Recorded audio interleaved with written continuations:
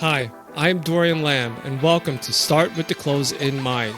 As an owner of a title company and a seasoned real estate professional, I've seen firsthand how focusing on the close is the key to getting the results you want. What I've learned over the years is that this principle doesn't just apply to real estate, it applies to business, strategy, and life. Each episode, I'll share the tools, insights, and real world experiences, both the wins and the lessons learned, that have helped me and others achieve our goals. I will also bring on some of the most successful business minds across industries to uncover how they approach deals, decisions, and success by starting with the close in mind. Welcome to Start with the Close in Mind. Let's dive in. Welcome, everyone. Thanks again for joining me and my new guest for this week, Sheng Zeng, sometimes pronounced Sheng. Sheng, why don't you actually tell everybody how to pronounce it? I hear everybody pronounce it differently. My name's Sheng. Thank you for having me. Very excited to be here. All right, so there you go. For everyone out there who asked me how to pronounce Sheng's name, it's Sheng.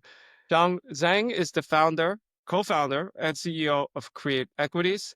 Welcome to Start with the Close in Mind. Theory is built around lessons from the closing table and how successful people across all parts of industry think about deal making from the end backwards moving forward. You've personally closed on deals with your own capital, and I've always admired your ability to understand value, right, Chang? So Right. you've always been good at valuing not just relationships, but things like watches, cars. I pay attention, and not just real estate. You know how to shop smart. And in real estate, the instinct translates into disciplined strategic buying. So we're going to unpack that today in this episode. But before we dive into that, why don't you give us a little background about yourself, about how you co-founded Cre8 Equities, and a little bit about the journey as far as how you got here today? Sounds good. Thank you. My name is Sheng Zeng, the co-founder of Cre8 Equity in New York City, and we are focused on value-added commercial real estate, mostly retail, shopping centers, and mixed use across the tri-state and a few markets outside of that. So I'm taking a pretty hands-on approach. I invest my own capital, managing assets directly, and stay involved from acquisition all the way through a reposition and the lease-up process. So I didn't come through institutional routes, and I built my portfolio one property at a time, starting with the deals the most people overlooked, the property that have mostly highly vacancies or bad leases, deferred maintenance, and that's where I thought opportunity is. And that's why really shaped what I look at the deals right now today. So previously, what I'm doing before I'm into retail commercial real estate, I was a home builder. So when I was in college, I'm buying land, rent down houses, and knock them down, build a ground up. Later on, and there's Storm Sandy in New York City, no, all over New York, and New York Storm Recovery Office packed it up with hundreds of houses. So me and friends of mine would start buying those properties and bring them into a FEMA code and start building the property one by one. So that's a little bit of my previous history, and that's what I'm doing right now. So you started building houses. Mhm. How did you grow into the commercial space with commercial buildings, and how has that evolved? So it's the houses is essential. It's give me a lot of opportunity to bring up my own creativities, but I wanted to grow. I want to learn something new. So that's in the one of the opportunity which is everyone was facing back of maybe like a near terms everyone was experienced. It was COVID. So I got into retail during COVID. When everyone else was running other ways, and that what has really hit me was the contrast. Some of the business was shut down overnight, and some of the essential business like the grocery store, pharmacies, pizza shop, they were actually packed. People that line up outside of the restaurant just waiting for line to get into the restaurant. That was kind of like the light bulb moment for me. I realized sometimes a good retail and in the right location that can serve the daily needs, it's incredibly resilient. You know, no one matters and happening in the market. People still need got to eat. They still got to shopping for the groceries, and Right. also they still need like the basic services. And that's when I shifted my focus from single family building, multifamily building into retail. And I start looking for those smaller retail strip centers, nothing flashy, but they were undermanaged, underleased, and I feel that's a real upside. And if I was thinking, if I could update those buildings and attract the people that in my center to doing business, and it's essential and last for longer, and that's a potential value that I can just unlocking. And then it's more I got into it, and the more I become an operator and not just the investor. It wasn't just about buying deals anymore. It was to start actively looking for creating value for the properties. Yeah, that's interesting. That's a really interesting experience coming out of COVID, like you said, that resonated with you, that actually helped you shift your strategic thinking from the perspective of, developing residential, as impactful as it can be, because you're building a home for somebody. It does take time. It has its nuances. It has, obviously, as with anything else, its pros and cons. But then how a moment like COVID, where honestly most were dealing with coping with the situation in mind or a lot of other external things outside of their control, you found something just from evaluating that a lot of industry is still resilient because people still need medicine, people still need to get food, people still need to go about doing and getting the things that are part of their lives. And then with that, shifted your strategy into a more retail strip mall oriented perspective. So I mean, that's an embodiment of just understanding, first of all, being aware of what's going on around you to establish and identify opportunities, and then actually doing it. So your approach to evaluating deals at that point, how did it change? How did it shift, going from what I would deem more development oriented to now identifying the proper retail, number one, and then number two, as an operator of retail? How's your ability to evaluate the deal changed from that, from a value and risk standpoint? For me, I'm always open-minded to want to learn something new. If I don't know, I would ask people that's knowing about it to pick their expertise. Never hesitate to ask questions. Um, for me to the way I look at the deal is very simple. I want to understand the asset itself, and either a single family ground up or multifamily ground up, and later on we're buying boxes. They always have a backstory of each deals. So, to understand the asset itself is very important. So how can I find a good balance between physically and financially for the property? And it's not just OM or the model in your laptop. You gotta have to feel it, the asset itself, right? So you will dig a little bit more behind what's going on with the property, right? So that's how I identify evaluating the property, the first step. Sometimes you gotta have a long-term leases on your property. It's looking good on the paper, but it's actually hurting the property because it's way below market rent, but it's sitting on very long leases. But I'm always asking myself, what's a drag the asset down? Are the leases too weak? Is the properties being mismanaged? And what can I do here than other landlord maybe they wouldn't do or they missed? To me, location is everything. That would never change the outcome. And I heard someone said once, I'd rather buying worst property in the great area than the best property in the bad ones. So I kind of live with that because the property can be, renovated, leased, changed, but the location you can be never changed. It's permanent. There's always going to be, for example, there's always going to be have a one grocery store you are going to locally. And that's because the location, the convenience, and they've been using for a long time. I believe if you go to this place, there's a tons of the people going it. Even you have something new down the block, it would never change your lifestyle and just going to that supermarket in your local supermarket, right? So by evaluating that, I always can ask myself what I can add value, and rather being a better lease or physical upgrades or seeing something that other misses. I don't only chase the cap rate. I care about more what's the assets could be worth if I do the work and the benefit for a long term. So if there's one thing to pull from the philosophy of start with the close in mind, is when you're looking at deals, and even especially in retail, although I'm I can just assume that it applies across, but especially in retail, in your example, it's make sure it's in the right area, make sure it's in a great area Of course. versus a really, really nice property in a bad area, right? So the factors that either you cannot change or that would be somewhat impossible to change or a big task to change is the thing that you know right off the bat. So you know if it's in a good area or not. Yeah, sometimes the property it's fairly priced or good location, it being traded on the market. It's being traded for a reason. Either they're priced right or they're situating in the right location in the in the fair price for sure. So I don't mind to be not like saying overpaying, but I would like to be paying in a fair price. Everyone would be for both party buyer and sellers are comfortable.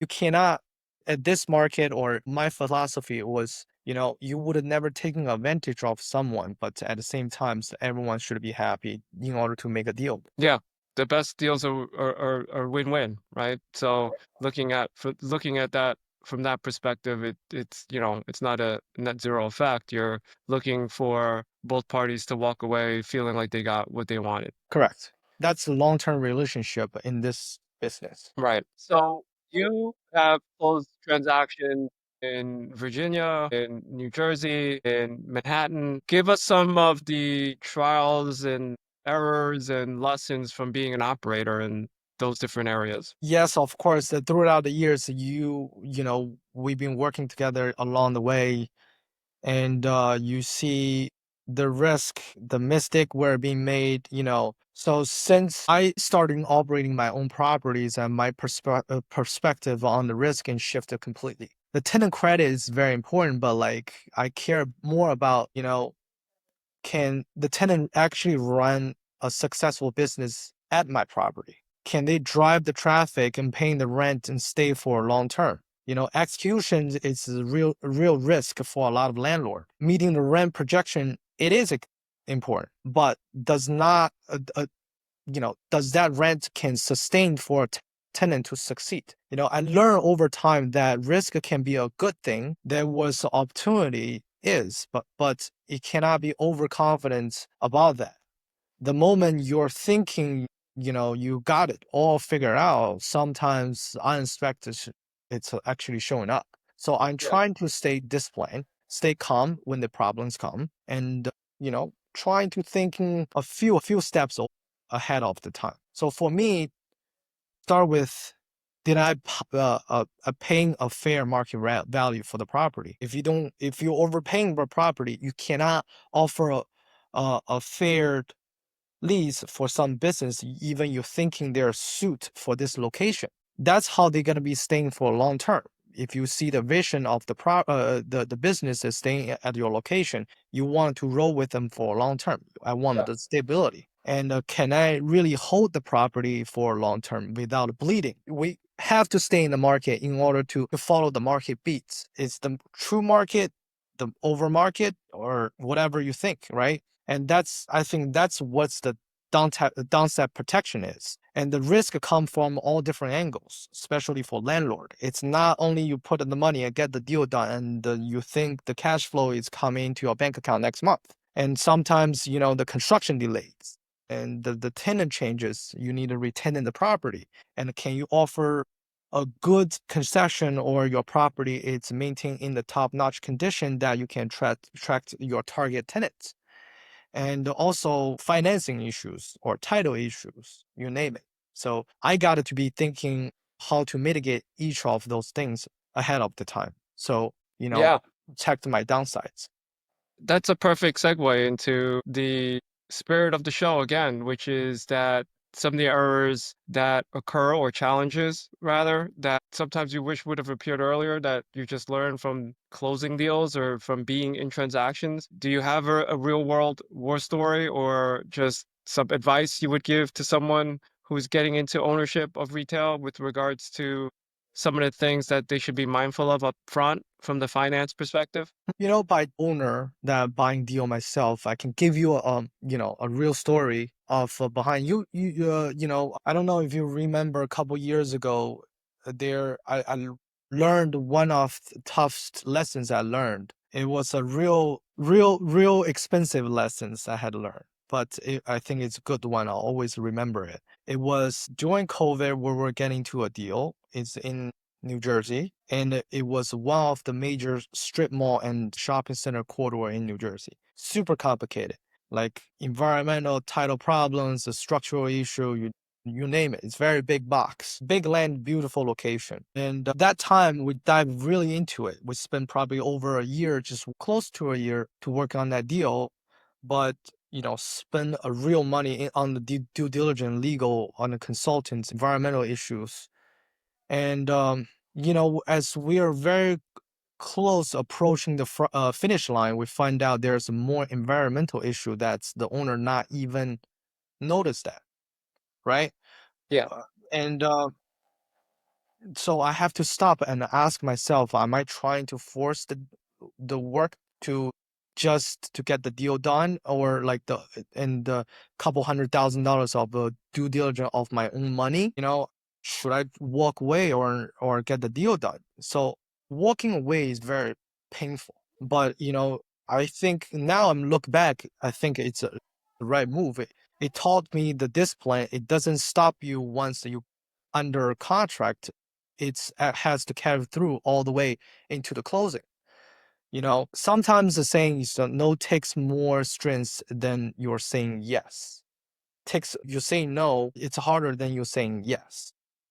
Yeah. I I so remember that. And it's one of those things where it was I think I remember you saying it was an expensive lesson in not just life but in real estate. And you're right.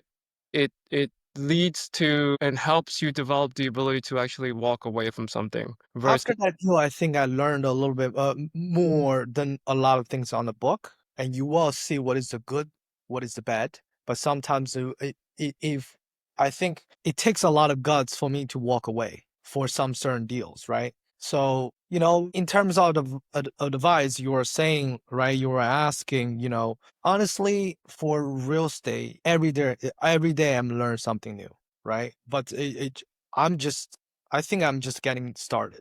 But everyone else is just getting started. The best advice I can give is, surrounding the people that's done more than you and learn their wins, their mistakes. And actually, like I said, by doing deals, it's a real learning process. And learning from the field, you want to learn much more. Taking some risk, but those risks you can choose. yeah. If I wouldn't walk away that deal, I wouldn't know what is the outcome and how is this deal look like. And if I haven't done any deal, I could never learn. And of course, I learned from the hard way, but it's a start from small, thinking long term. Don't rush to the delegate and walk the property, talk to the tenants, understand their needs to create the win-win situation for both parties, and read every leases. That's actually a hands-on experience and build instant fast. And always buying a safety of margin, I guess. Yeah. The price isn't everything, but the basis actually is matter. Yeah, that's So how to so create a real value, I guess. that's a lot of strong points that you bring up just already, which is, trust your experts, surround yourself with the people that have the answers that you need that you can't get on your own, right? Walk the property, right? In great locations, ideally. And, think from a long-term perspective, think from a relationship perspective with regards to find the win-win. It's not about getting the extreme best price that you can get if you feel like it's leading or being a detriment to the deal itself, and understanding that there are scenarios in which you can have a win-win, right? Right. So these are all one of the things you're highlighting, which is you can really only learn these things from going through it, right? Which is why I had the inspiration of creating this show, because I want to be able to extract some of it for people who are out there that want to get into this, and give them a source of at least the things that you have gone through, especially from you as a owner, operator, developer, and then myself just being, in the trenches with closing deals all the time, that there are things that you can learn that we can help, educate the marketplace and those who are looking to join it in. So if you had to start with the close in mind, what's the first thing you think of? So you're looking at a deal now. What's the first thing you think of that you need that you would not have done before because you didn't know? So for example, when it comes to financing or when it comes to looking at deals, is there something you ask for right away? It could be your investors, it could be anything really that helps you eliminate something that can be revealed later on that affects the deal. Mm, So one thing I do remember also is as I listen to you that you need to walk sites, you need to confirm rent rolls, you need to not take everything for what it seems when you get it, right? There's some level of confirming that you have to do. So the same goes for closings, right? So if you're going out for loans or if you're about to sign a contract, what's the first thing you want to see? I wanted to see what is actually the location of the property. Yeah. The true location of property, you're gonna stand on there and you can see what is the environment. It's not only a property itself, it's the environment. Where is the property surrounding? What's the transportation like? You can see the people.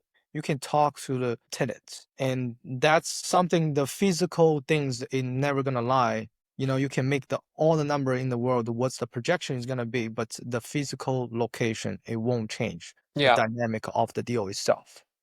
Yep. You have all the connection in the world, the tenant connection for vacant property in the world, but the property it does not fit any of your tenants, the deal might not work. Even they have the best location in the world, you can't do it. And the same thing, even if I'm going to buying a building, I have to know what is the future exit. Who is going to be my potential buyer. And you will see many deals on the market. So they're gonna see, hey, I have an A cap of the deal, I have a 7 cap, but what is the process, the work you're gonna have to get involved in order to bring that A cap? It's a process, and also it's a time consuming, right? So if to bring a long story short, for me to do a deal, a lot of people, I think there's a quote unquote, like I've been past the years into, there's a guy in New York City in Twitter, they call a strip mall guy. He posting all the time. Yeah. But one thing he caught attention, which is being 1031, it's being sometimes it's being everyone wanted to get, oh, after I buy this property, I'm gonna do a 1031. But one thing he was saying, he was rather paying the capital gain tax instead of have to be rushing to another deal. He rather to exit the deal and paying the property tax and waiting for the next opportunity. Interesting. That means like the patience and for you to for us to learn. I think it's a great quote. I love that. I'm rather to paying the capital gain tax and waiting for the next right opportunity instead of being rushed in, forced to buying something the next one. We probably did it multiple times of just the paying capital gain tax, and just because everyone asked me, oh, why don't you do a 1031? I'm rather just have the capital and waiting for the right opportunity for myself. It couldn't be, in this business, it could work for someone, but doesn't mean it will work for me. Yeah, that's really interesting insight because oftentimes people rush through processes with everything being a given and forcing it through. This example that you gave with the 1031, it's trying to fit a square into a circle, and you don't want to force it because you could end up in a worse situation or a situation where, like you just said, you might as well have just paid the taxes because now you're in a bad investment and you're in it, right? Correct. So that's really good insight with regards to also what you said in my answer to the question, what do you start with? You're hammering home, location, location, location. You're hammering home, walk it and feel it, like actually feel the real estate to the extent that people understand that. I don't mean physically actually touch it, but feel what the environment feels like, feel what the neighborhood, feels like, feel what it would be like with the example you gave with the end in mind, which is, how do I exit this one day? Like, what is that buyer going to care about? What are my tenants going to care about? Right? Because I need to fill this space. So you really have to think from that lens. And that's a really important way to going about it, not just in retail in the examples you gave, but across the board with regards to any real estate that you have to execute. So I think that's wonderful insight, Shang. we're about, towards the end of our show. So at this point, let me know, or rather let the audience know, those who are listening, how they can find you. Any social media that you are very active in, or where can they find you? Add me on Instagram, Shengtastic, SHENGSTIC, or find us at the createequity.com. Shungtastic for LinkedIn. sure. I know you are also on a new social media platform that I've been lucky to be part of. Do you want to tell people about that one? The Red Notes. There you go. Follow us to Cre8 on Red Note. All right. Please. We So post the regular videos and follow us, our movements, and hopefully everyone in the business and doing a successful deal. yeah. Thank you, Marian. So there you go. Create on Red Notes, Shungtastic on Instagram, Or and Sheng of course, Zeng on LinkedIn. and LinkedIn as well. And of course, if you need, you can reach out to me and I'll be more than happy to connect you to Shang. With that said, thank you very much, Shang, for being part of the show. I'm sure I'll be talking to you again soon. And have a wonderful day. Start with the close in mind. Of course. Thank you for having me. Have a good day.